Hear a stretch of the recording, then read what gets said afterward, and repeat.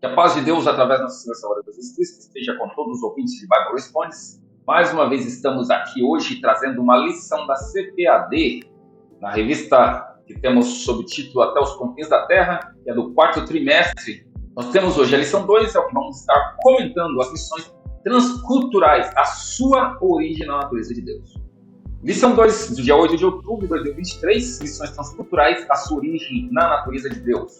Texto áudio. Quanto a mim, eis o meu concerto contigo e serás o pai de uma multidão de nações. Gênesis 17, 4. Verdade prática. O amor de Deus é a verdadeira motivação do crente para realizar a obra missionária. Nossa verdade prática começa com o amor. Você já parou para pensar, primeiro, o porquê nós somos cristãos? Segundo, qual a causa de Deus ter se tornado homem e ter nos trazido a salvação? Terceiro, por que falar dessa salvação para outras pessoas? Tudo isso tem a ver com o amor. O amor de Deus. Porque, primeiro, para chegarmos aonde nós estamos, é pelo amor de Deus. Quando Deus fez o homem, e ele tinha esse relacionamento com Deus, e o homem quebrou o relacionamento com Deus, o homem desobedeceu a Deus, Deus só continuou a deixar o homem sobrevivendo e não vivendo por amor. Porque Deus amou a humanidade desde o princípio. Que se nós formos parar para pensar, é bastante complexo. Que nós vemos que Deus amou o mundo de tal maneira que deu o seu Filho único, e nós vemos que isso aconteceu antes da fundação do mundo. E como pode ser isso? Obviamente nós vivemos dentro de um tempo cronológico. É um tempo que tem início, meio e fim. É um tempo que só vai para frente, não tem volta. É como se nós vivêssemos dentro dessa redoma do tempo. Então tudo que existe no momento é porque nós estamos vivenciando. Existem as coisas que ficaram para trás. Nós estamos dentro do tempo cronológico. Mas Deus está fora desse tempo. Tudo que nós estamos vivendo nesse exato momento, para Deus não existe presente. Para Deus não existe passado. Para Deus não existe futuro. Deus está fora do tempo. Então, o Deus enviar o seu Filho para morrer pelos nossos pecados não é uma coisa que existiu há 2000 anos atrás. É uma coisa que sempre foi. Não tem um tempo. É complexo na nossa mente entender isso. Mas nós entendemos porque nós temos a mente de Cristo. E nós sabemos disso. Que Deus, ele está fora de um tempo cronológico. Mas tudo isso Deus fez por amor à humanidade. Ou seja, quando Deus criou o homem, ele já sabia que o homem ia pecar, porque Deus está fora do tempo. Então aquilo que o homem pecou, Deus já sabia, Deus já viu, antes de acontecer. Então, antes de acontecer, ele já enviou o seu filho, ele já deu o seu filho para morrer pelo pecado da humanidade. Ou seja, o homem já tinha um escape. Isso tudo pelo amor que Deus teve pelo ser humano, pela humanidade. Deus nunca desamparou a humanidade. Deus sempre deixou um escape. Então, esse amor de Deus é a motivação nossa de fazer missões. É só pelo esse amor de Deus. Agora imagina, nós podemos chegar para uma pessoa e dizer, ora, você acha que não tem mais solução? Quantas pessoas às vezes não chegam para nós e dizem, para mim não existe solução.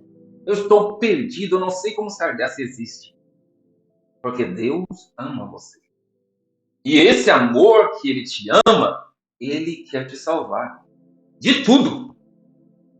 Ele vai te tirar do pecado. Ele vai te fazer uma nova criatura. Ele vai te transformar. A nossa motivação é Cristo. A nossa motivação é Deus.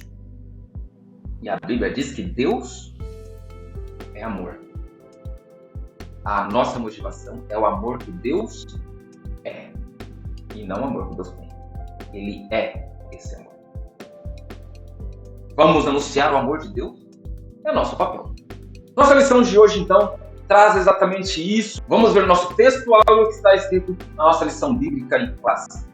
A leitura bíblica em classe está registrada em Gênesis capítulo 12, versículo 1 ao 3 e depois Gênesis 17, do 1 ao 8.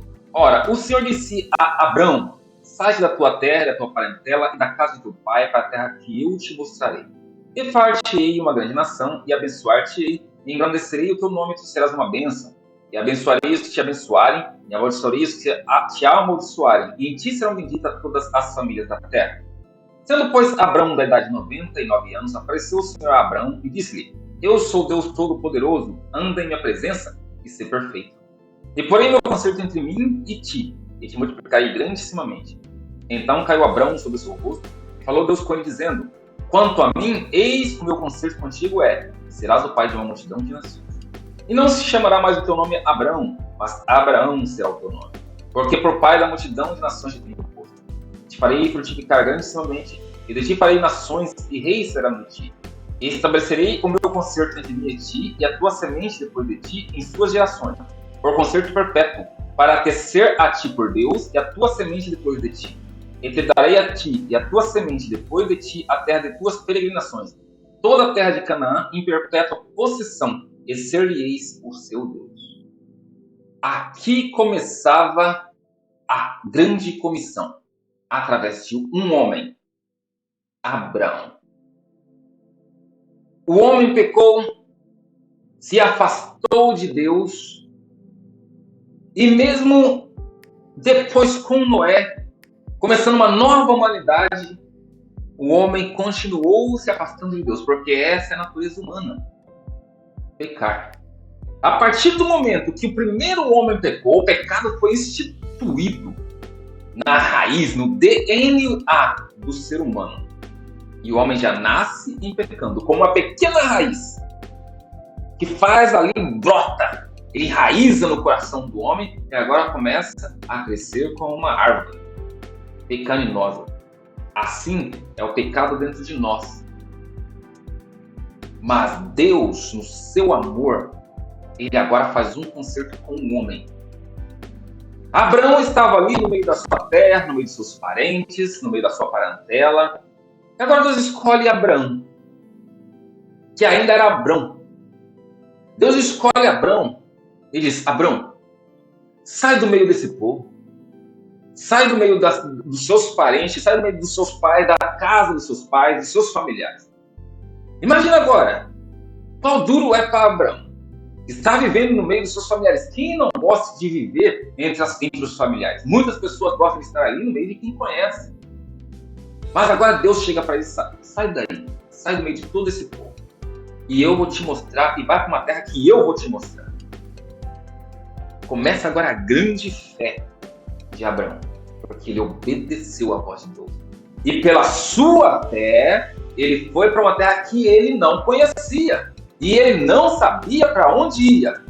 Mas pela fé que ele tinha em Deus, ele agora sai. E o amor de Deus para com a humanidade começa aí. Ele escolhe agora um homem e ele fala: olha, eu estou fazendo um concerto contigo. Primeiro, anda na minha presença. Isso é perfeito. Como nós podemos andar na presença de Deus? E pior ainda, como nós podemos ser perfeitos? Nós podemos ser perfeitos andando na presença de Deus. E como nós podemos andar na presença de Deus? Nós podemos andar na presença de Deus obedecendo a Deus.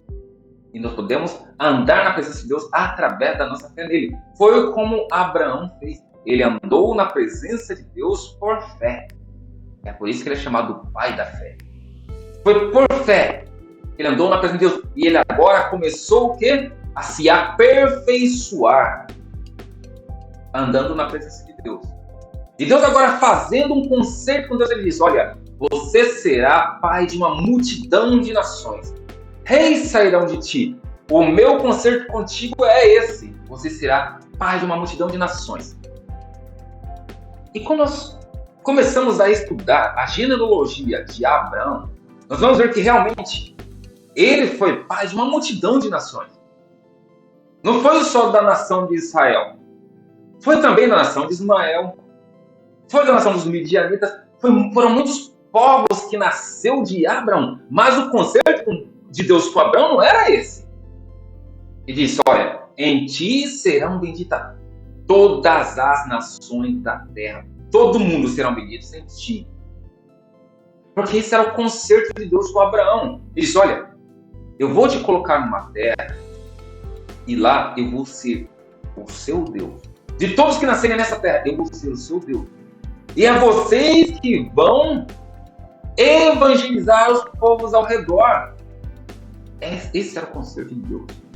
E através disso, todas as nações, através de você, através dos que vão nascer de você, todas as nações da terra serão benditas.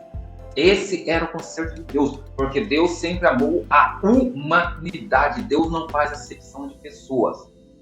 A missão de Deus transcende a cultura. Essa é a lição nossa de hoje. E é isso que nós vamos ver a partir de agora, já começando com a nossa introdução. A palavra transcultural traz a ideia de um missionário que transpõe as barreiras da cultura de um povo ou civilização para apresentar o amor de Deus. Isso implica interação com todos os grupos étnicos da Terra, com os diferentes aspectos da vida das pessoas. Na lição desta semana, veremos que Deus escolheu uma família para, por meio dela, alcançar todas as famílias da Terra. Esse processo deu por Abraão, sua família, a nação de Israel, a pessoa de Jesus e, finalmente, a igreja. Assim, contemplaremos a natureza missionária de Deus, bem como o caráter do seu amor com a base de toda a prática missionária dos cristãos. A palavra-chave da nossa lição de hoje é transcultural. E o que é transculturalização? É o processo de transformação que ocorre com a junção de duas ou mais culturas. Isso pode ser bom ou isso pode ser ruim. E por que eu posso dizer que isso pode ser ruim? Nós vemos com o povo samaritano, por exemplo. O que ocorreu com o povo samaritano foi a junção de culturas diferentes, que se tornou o povo samaritano. Um povo que foi trazido de fora para Samaria, que adoravam outros deuses. A partir daí, adorando Deus na terra de Samaria, na terra de Israel, o povo começou a ser atacado pelas bestas feras. Então disseram, por quê? É porque nós estamos adorando o Deus da terra? Ok. Então manda ali sacerdotes do Deus da terra para que eles possam ensinar como adorar o Deus da terra, que era o Deus de Israel. Os sacerdotes foram ali ensinar o povo a como adorar a Deus. Mas eles então começaram a adorar a Deus. Mas não deixando de também adorar os seus deuses. Misturaram as culturas. Acabou sendo um experimento ruim. A nação dos samaritanos, o povo samaritano, veio dessa formação e nós vemos o que aconteceu com tudo isso. Mas também a junção, a transformação cultural também pode ser boa, quando ela é transformada em agora uma nova cultura para o bem de todo o povo viver amistosamente. Eu agora posso vestir a mesma roupa que aquela outra cultura vestia, ela pode comer a mesma comida que eu costumo comer, a transformação que existe. Mas para a missão, o que é a ideia transcultural? Agora, quando um missionário ele sai da sua terra, ele vai agora anunciar a Cristo em outro país. Ele vai com uma nova língua, com novos costumes. E nós vemos que essa ideia, esse conceito, já veio de Deus. Que agora ele, através de um homem, Abraão, ele escolhe Abraão. De Abraão vem a nação de Israel. De Israel agora sai Jesus Cristo, que nos adota. Mesmo com os gentios, nós agora somos chamados filhos de Deus. Nós somos chamados também de israelita, porque o apóstolo Paulo ele deixou claro isso. Ele diz agora, não é israelita aquele que é simplesmente da circuncisão da carne, da circuncisão da pele, mas aquele que é de coração. Assim, vamos estudar nessa lição de hoje sobre o primeiro tópico, diz a natureza missionária de Deus. O primeiro subtópico, a natureza missionária de Deus, no chamado de Abrão. A expressão sai da tua terra revela uma ordem no chamado de Deus para Abraão ir a um lugar que, a princípio, ele não conhecia. Junto com essa ordem veio uma promessa: em ti serão benditas todas as famílias da terra. Essa promessa diz respeito a uma bênção espiritual para o mundo por meio da descendência de Abraão. Nesse sentido, o apóstolo Paulo escreve que essa bênção refere-se ao evangelho revelado em nosso Senhor Jesus Cristo, o descendente legítimo de Abraão. Assim, a partir de uma família, Deus providenciou a salvação para o mundo inteiro. Por isso, podemos afirmar que a origem das missões transculturais está intrinsecamente relacionada com a natureza missionária de Deus. O que o autor aqui está mostrando é que Deus é um Deus missionário. E missionário além da cultura. Deus, ele escolhe Abraão, aqui já mostrando a natureza missionária, através de Abraão. Ele diz: olha, o meu conselho contigo é: em ti serão benditas todas as famílias da terra. Você vai ser o pai de todas as nações. Através de ti eu estou fazendo o conserto. E esse conserto agora cumpre-se em Jesus. E Jesus é um descendente direto de Abraão. E Jesus agora ele traz essa salvação para o mundo todo. Abraão não conseguia, obviamente, fazer isso sozinho, por ele próprio. Mas ele fez a sua parte. Pela fé, ele foi para uma terra que a princípio não conhecia, isso que o escritor aos Hebreus deixa claramente escrito. Ele começa a sua caminhada a andar na presença de Deus. E agora, através dele nasce Isaac. Através dele nasce Ismael. Mas o filho legítimo era Isaac. De Isaac nasce quem? Nasce Esaú e Jacó. Jacó recebe a bênção, se transforma em Israel e dele sai a nação de Israel. A promessa para a nação de Israel, agora Israel, como nação de Deus que tinha o Deus, o único Deus poderoso, ele deveria fazer o quê? Ele deveria ser o exemplo para todos os povos aonde eles iam. Mas eles não seguiram o propósito de Deus, da natureza missionária de Deus. Eles não seguiram esse propósito missionário de o quê? De mostrar Deus para as outras nações. Quando chegaram em Canaã, eles deveriam ser o exemplo. Eles deveriam mostrar para os outros povos o Deus poderoso. Mas, ao contrário disso, eles fizeram o quê? Eles abraçaram os outros deuses. Não cumpriram o propósito. Mas Deus, ele cumpre a sua promessa. E nunca é tardia. Ainda que o mundo ache que é tardio, demorou 1000 anos, demorou milhares de anos para que ele pudesse se fazer homem, enviar o seu filho para salvar a humanidade. Não era tardio.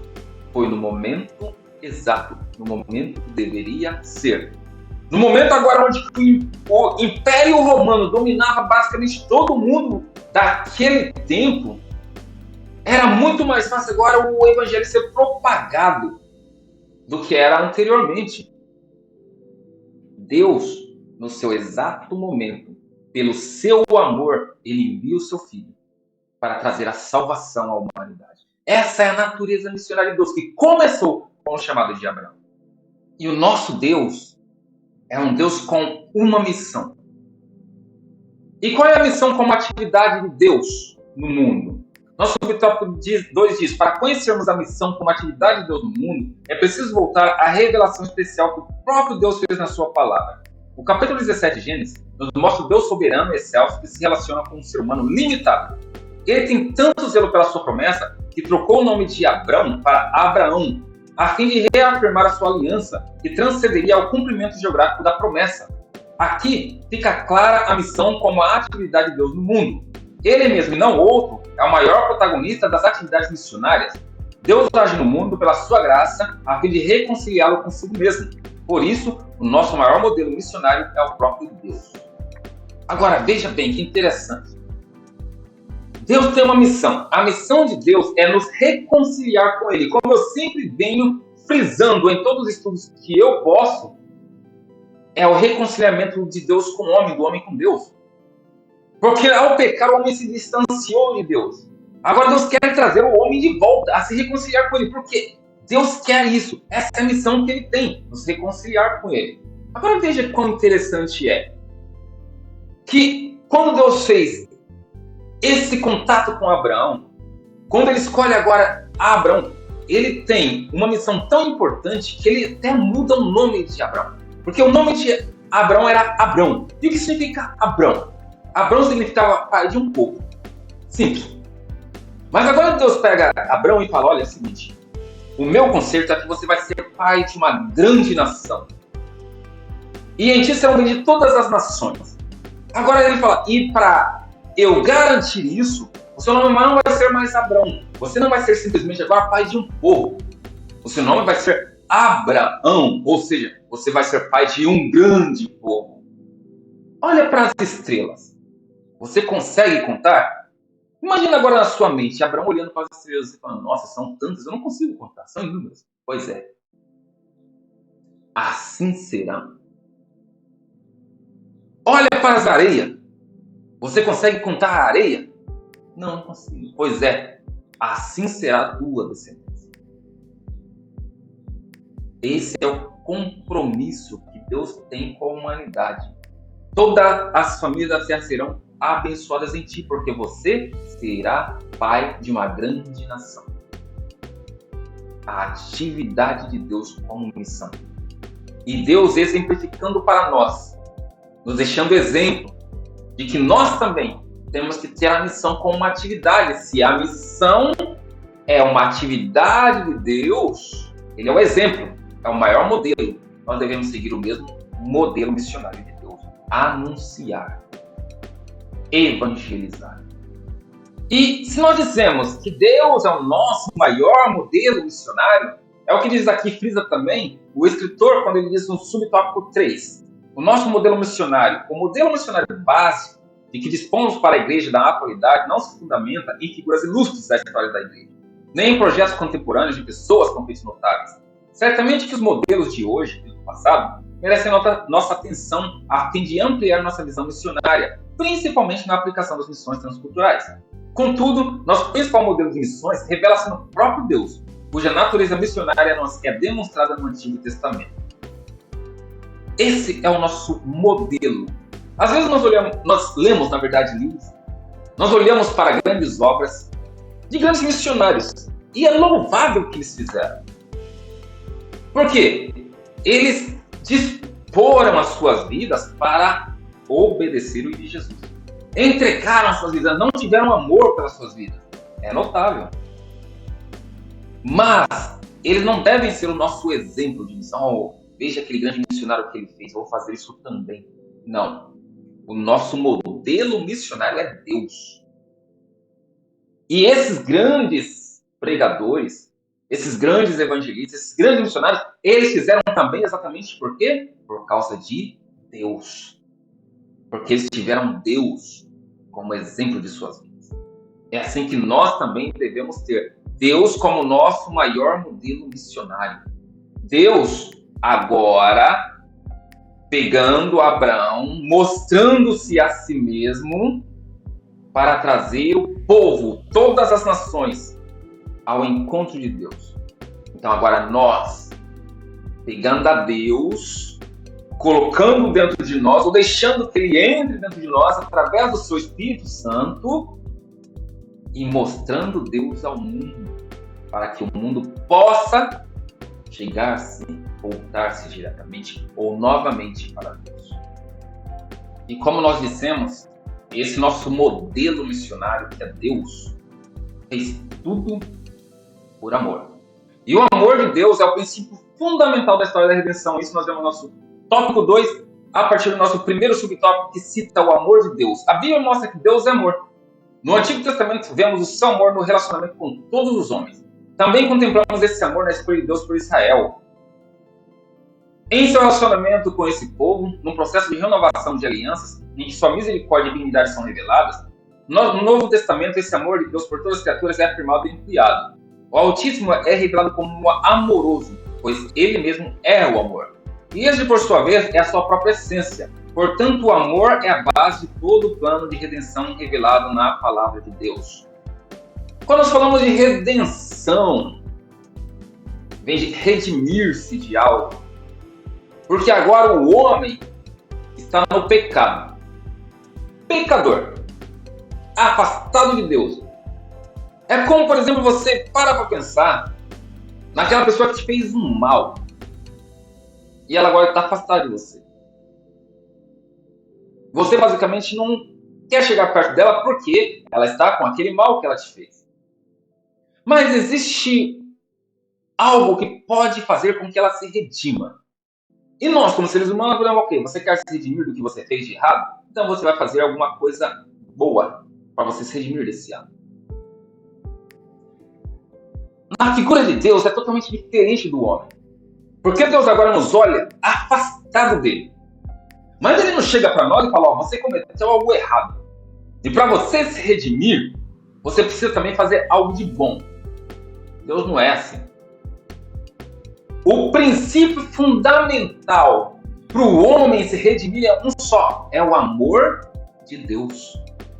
Ou seja, ele não chega para nós e fala, você precisa fazer algo para se redimir. Você não precisa fazer algo de bom para se redimir. Não, o amor que eu tenho por você já te garante a redenção desde que você me aceite. Isso é amor. E o amor de Deus, nós devemos entender bem. Porque Deus não tem amor. Quem somos nós? Nós temos amor, porque o que nós temos pode se acabar. Não. O amor de Deus é a essência de Deus. Ou seja, o amor de Deus é Ele próprio. Ou seja, não é algo que possa acabar. Não é algo que tem princípio ou fim. Não. É o próprio Deus é amor. Quando você fala de essência, é o que a própria pessoa é. Não o que ela tem. Porque o que tem é uma coisa que pode ser finito. Nós temos amor, porque Deus nos deu esse amor, mas o nosso amor, ele pode terminar. Deus não. Deus é o amor. Ele é a essência do amor. E esse amor que ele é, o faz dele um Deus misericordioso, que também ele é misericordioso. E na sua misericórdia, ele nos aceita de volta. Não é como ser humano. Você agora vai ter que fazer uma coisa boa para você se redimir. Não. A redenção está no princípio fundamental que é o amor de Deus e a sua misericórdia para conosco. Será que você consegue entender esse princípio do amor de Deus? E essa redenção começa lá no Antigo Testamento. É o que diz o nosso subtópico 2. Redenção significa livrar o escravo de sua escravidão com base no pagamento de um preço por um redentor. Esse é o conceito básico para a visão bíblica da salvação. No Antigo Testamento, a redenção está associada à vida familiar, social e nacional de Israel nos seguintes aspectos: resgate para a libertação de um escravo, recuperação de um campo, resgate de um macho primogênito, resgate de alguém que seria condenado à morte. Além disso, a Bíblia mostra também Deus agindo da forma redentora em favor do homem. Quando Jacó invoca, o anjo me livrou de todo mal. Quando Deus declara a intenção de livrar Israel da servidão do Egito, dizendo, vós resgatarei com o braço estendido.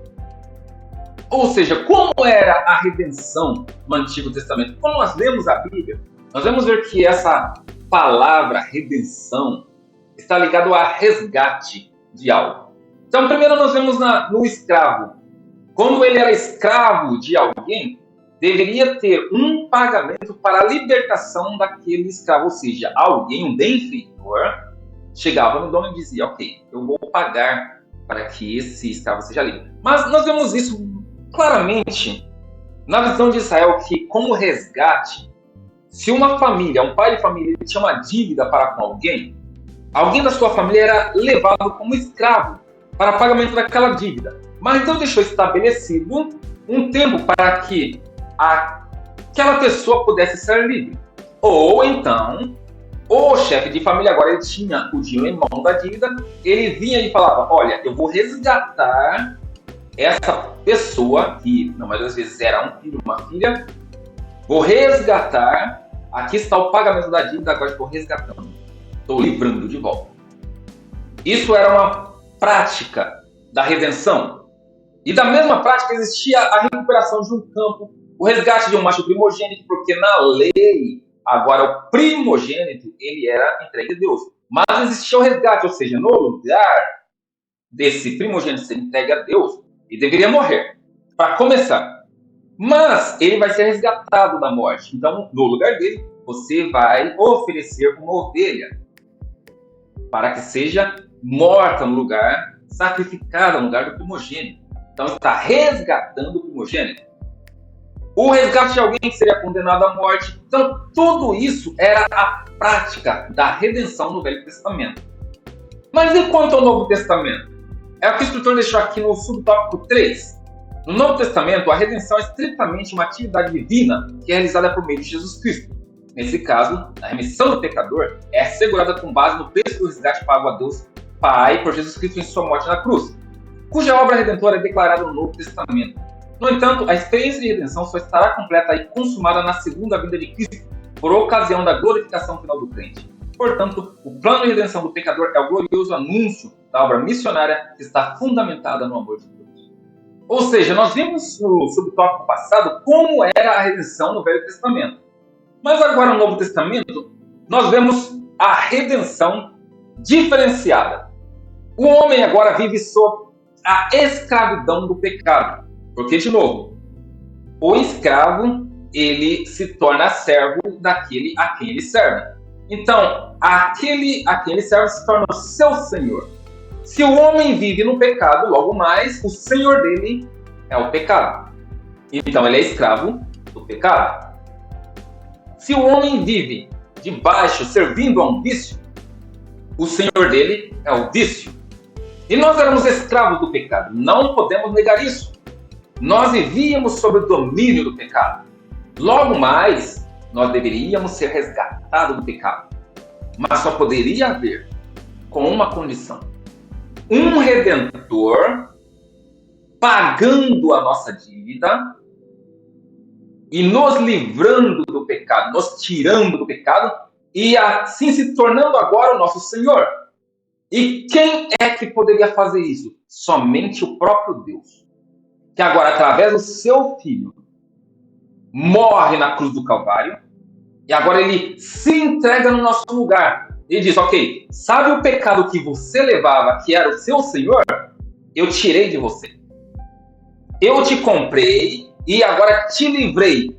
O pecado não é mais o seu Senhor. Eu agora sou o seu Senhor, porque eu te comprei. E agora você não serve mais o pecado. Agora você serve a mim. Você já parou para pensar nisso? Nós éramos escravos do mundo. Nós éramos escravos do pecado. Mas agora, Jesus vem e paga o preço por nós. E diz: opa, agora, você agora não é mais servo do pecado a quem você serviu. Eu já paguei por você. Agora, eu sou o seu Senhor. E para isso, nós devemos obedecê-lo, porque agora nós somos servos de Deus. Agora nós já não servimos mais ao pecado, nós não pecamos mais. Nós servimos a Deus, que é o nosso Senhor. Mas enquanto nós estamos nessa carne corruptível, nós somos ainda servos da carne, nós estamos servindo a carne, porque nós temos que comer, nós temos que vestir. A redenção final será consumada quando Jesus vier e nos arrebatar. Porque agora o nosso corpo será glorificado e a nossa redenção será completa. Porque nós serviremos a Deus em espírito e em verdade. Totalmente, 100%, completamente. E essa redenção, ela foi dada, porque foi fundamentada no amor de Deus. E o tópico 3 nos traz a visão bíblica do caráter transcultural da missão. No subtópico 1, Deus missionário. O Antigo Testamento revela o Deus missionário. No livro de Gênesis, Deus trata não somente com uma nação específica, mas com toda a humanidade. A queda do homem, o dilúvio, a eleição de um povo para abençoar todos os demais, a força de Babel. Nesses textos, a falha do homem está caracterizada, bem como o juízo de Deus e sua promessa. Assim, o Deus missionário estabeleceu uma estratégia de abençoar todos os povos por meio de Abraão. E abençoarei os que te abençoarem, e em ti serão benditas todas as famílias da terra. Nós já falamos bastante sobre isso, sobre Deus ser um Deus missionário. Nós vemos isso no Velho Testamento.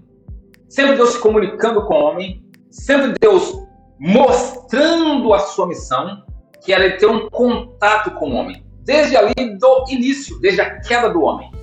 Depois veio o dilúvio, a Torre de Babel, até Deus escolher a Abraão e mostrar o seu propósito missionário, como é a visão bíblica do caráter transcultural da missão.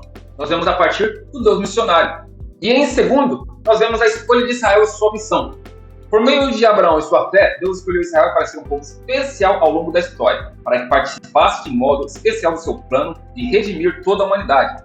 Ao estabelecer um relacionamento vertical e correto com Deus, Israel seria o exemplo para as demais nações. Era desejo do Altíssimo que Israel se distinguisse dos outros povos como sua joia preciosa. Ele queria que a santidade de Israel, como exemplo vivo do poder e de sua graça, atraísse o restante das nações. Entretanto, Israel fracassou nesse propósito. A promessa estabelecida em Gênesis 7:8 foi invalidada pela apostasia e infidelidade da nação. Por isso, Israel foi levado para o exílio na Síria, enquanto Judá posteriormente foi levado para o cativeiro em Babilônia. O segundo subtópico aqui mostra o que nós também já dissemos anteriormente sobre a escolha de Israel e qual que era a sua missão. Deus, quando fez um pacto com Abraão, ele disse, ok, de ti sairá uma nação, e a essa nação eu serei o seu Deus. O propósito é, eles vão me obedecer e vão mostrar ao povo o exemplo que é de ter um contato de uma nação com Deus. Mas Israel fracassou. Não conseguiram manter esse contato com Deus, se apostataram, se juntaram aos outros deuses, aceitaram os deuses das outras nações, abandonaram ao Deus poderoso, e com isso Israel foi levado cativo. Primeiramente, depois da divisão do reino, Israel primeiro foi levado para o cativeiro na Síria. E depois, mais tarde, Judá seguiu o mesmo exemplo. Não conseguiram, mesmo vendo o exemplo de Israel, continuaram nos seus pecados.